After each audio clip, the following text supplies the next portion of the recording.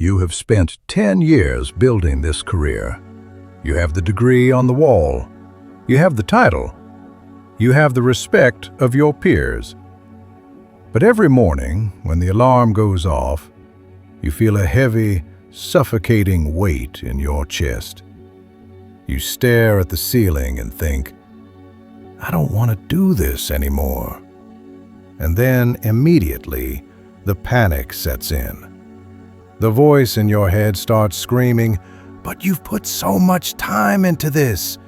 You can't just throw away a decade of work. It's too late to start over. You're 30. You're 40. You're too old to be a beginner again. So, you get up. You go to the job you hate. You stay in the relationship that died years ago.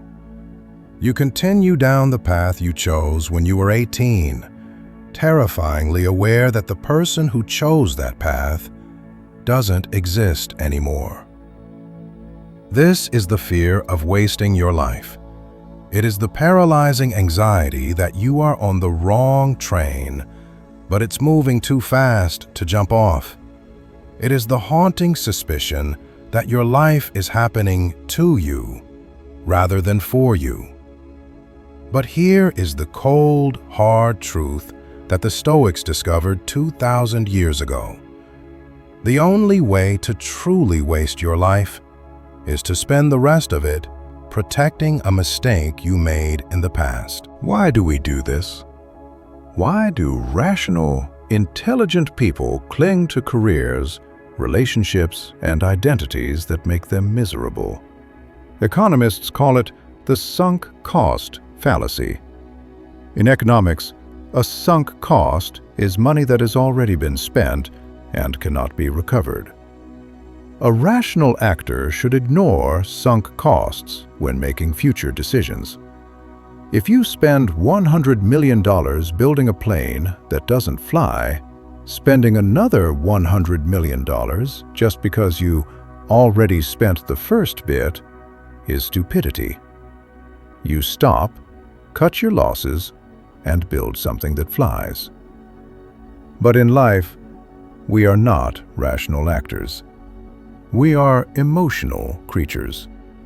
We view our time, our effort, and our suffering as a currency. I suffered through 5 years of law school and 5 years of being an associate. If I quit now to open a bakery, those 10 years were a waste. We've been married for 12 years. Sure, we're miserable, but if we divorce, those 12 years meant nothing. This is a lie. It is a trick of the ego. The ego refuses to admit error. The ego wants a return on investment for every second of suffering. So, instead of admitting the path is wrong, we double down. We throw good money after bad. We throw future time after past time. We are so afraid of wasting the last 10 years that we voluntarily agree to waste the next 30. We treat our lives like a bad movie that we refuse to walk out of because we paid for the ticket. But unlike a movie, you cannot get a refund on your time. The only currency you have left is the time remaining. The fear of having wasted your life up to this point is exactly what causes you to waste the rest of it. You are hugging an anchor while you drown, simply because you spent a long time forging the iron. If the economic argument doesn't move you, perhaps the existential one will. Bronnie Ware is an Australian nurse who spent years caring for patients in the last 12 weeks of their lives. She listened to their stories, their confessions, and their heartbreaks. She recorded the most common themes in her book, The Top 5 Regrets of the Dying. The number one regret was not, "I wish I had worked harder." It was not, I wish I had stayed in that safe career. It was not, I wish I had pleased my parents more. The number one regret, repeated over and over by people taking their final breaths, was this: I wish I'd had the courage to live a life true to myself, not the life others expected of me. Let that sink in. The greatest tragedy of the human experience is not failure. It is not poverty. It is not hardship. The greatest tragedy is reaching the end of the road and realizing that you never actually drove the car.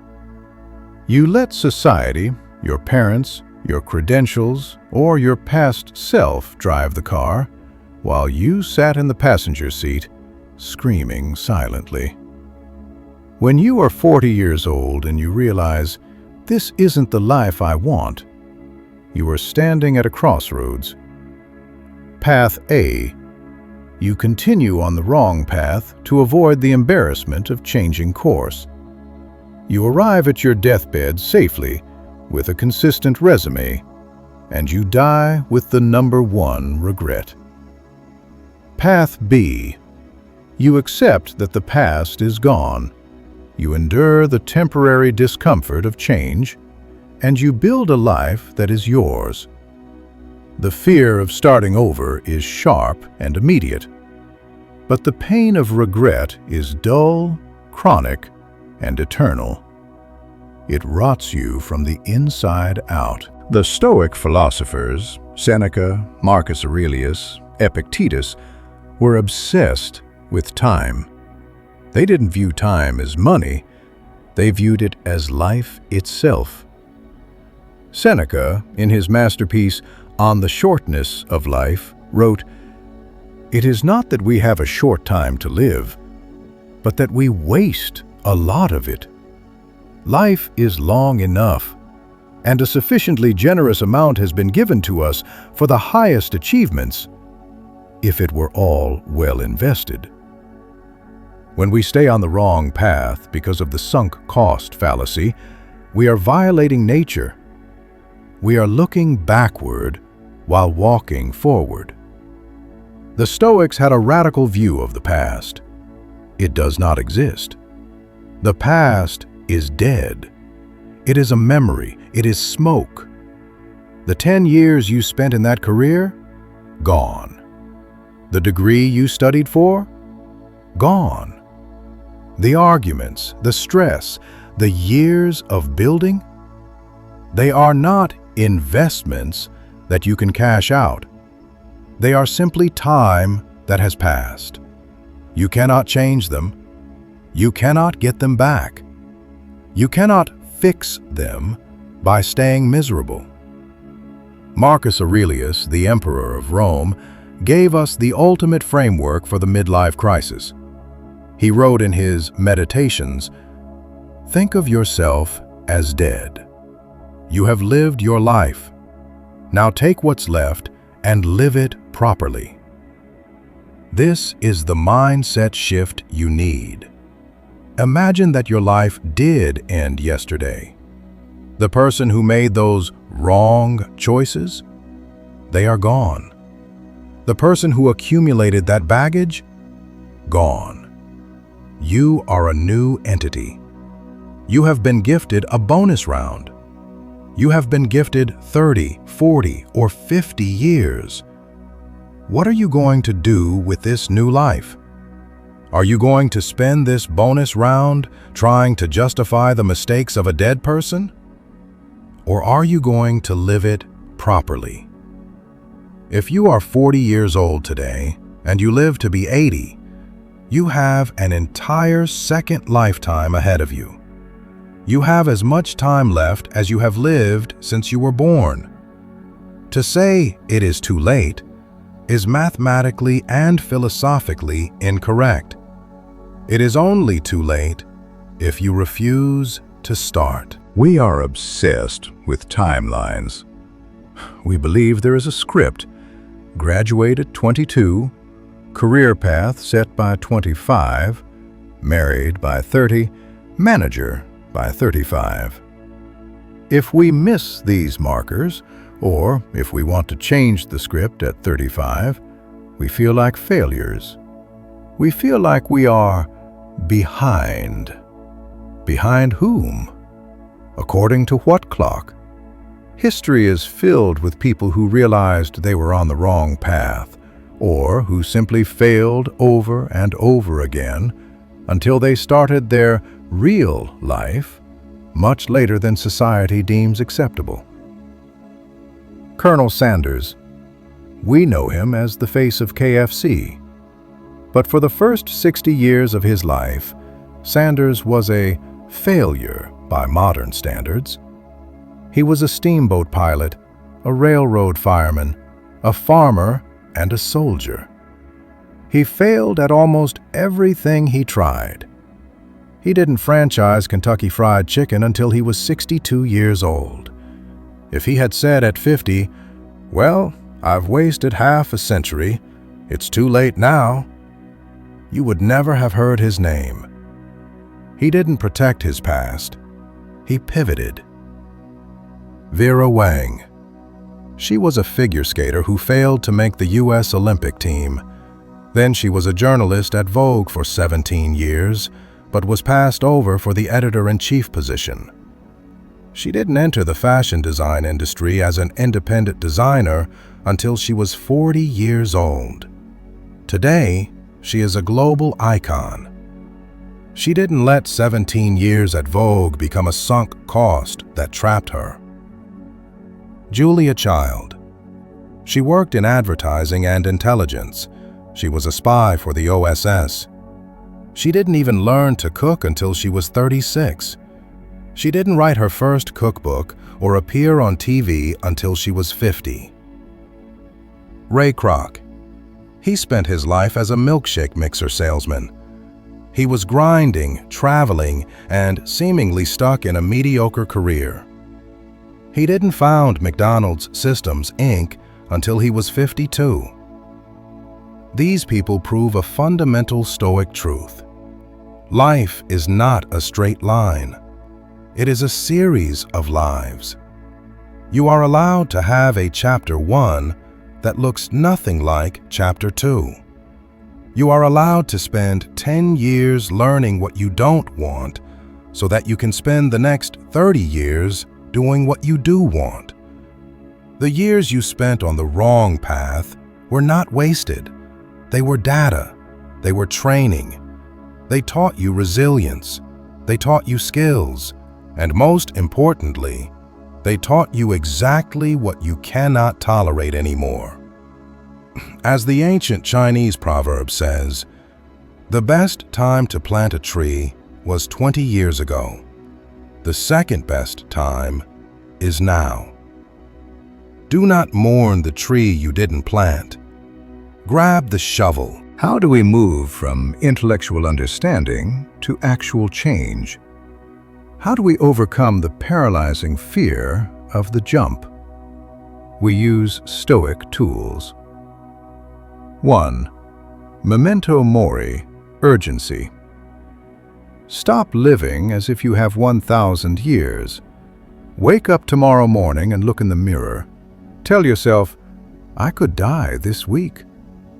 If you knew, truly knew, that you had 1 year left, would you stay in that job?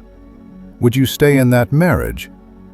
If the answer is no, then why are you staying? Because you think you have time? That is arrogance. You do not have time. You have now. Use death not to depress you, but to shock you into action. Use it to realize that risk is an illusion. The biggest risk isn't failing at a new business. The biggest risk is dying without ever having tried. 2. Premeditatio malorum, visualizing the regret. We often use negative visualization to imagine what could go wrong if we change. What if I quit and run out of money? What if people laugh at me? Stoicism asks you to flip this. Visualize what happens if you don't change. Close your eyes. Imagine you are 80 years old. You are in a hospital bed. You are looking back at this moment right now when you were 30 or 40. You remember the urge to change, and you remember that you decided to stay safe. You remember 40 more years of the same dull misery. 40 more years of what if? Feel that regret. Feel how heavy and bitter it is. Now, open your eyes. You are back in the present. You have a time machine. You have been given a chance to avoid that fate. That fear of future regret must become stronger than your fear of present discomfort. 3. The Stoic pivot. Focus on control. You cannot change the last 10 years. You cannot get a refund on your degree. You cannot unmarry the person you married a decade ago. That is in the outer circle. It is past and unchangeable. What is in your control? Your attitude right now. The decision you make today. The first step you take tomorrow. Don't try to solve the whole problem overnight. Just ask, what is the one thing I can do today to pivot the ship? Maybe it's updating your resume. Maybe it's signing up for a night class. Maybe it's having the hard conversation. Action cures fear. The fear of wasting your life is really just the ego trying to protect its identity. The ego says, I am a lawyer. If I stop being a lawyer, I am nothing. The last 10 years were a lie. The Stoic says, I am a human being, capable of reason and choice. The last 10 years were an experience. Now I choose something else. You must give yourself permission to change. You must forgive your younger self for making decisions that your current self has outgrown. Your 18-year-old self did the best they could with the information they had. They picked that degree because they thought it was right. Thank them, and then relieve them of duty. They don't get to drive anymore. Do not let the ghost of yesterday dictate the reality of tomorrow. The years are gone. Let them go. The money is spent. Let it go. You are standing at the beginning of the rest of your life.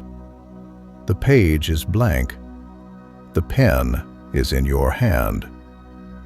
If you have wasted 10 years on the wrong path, good. You have learned a painful, valuable lesson. Now, do not waste the next 30 years mourning the first 10. Start the new life right now.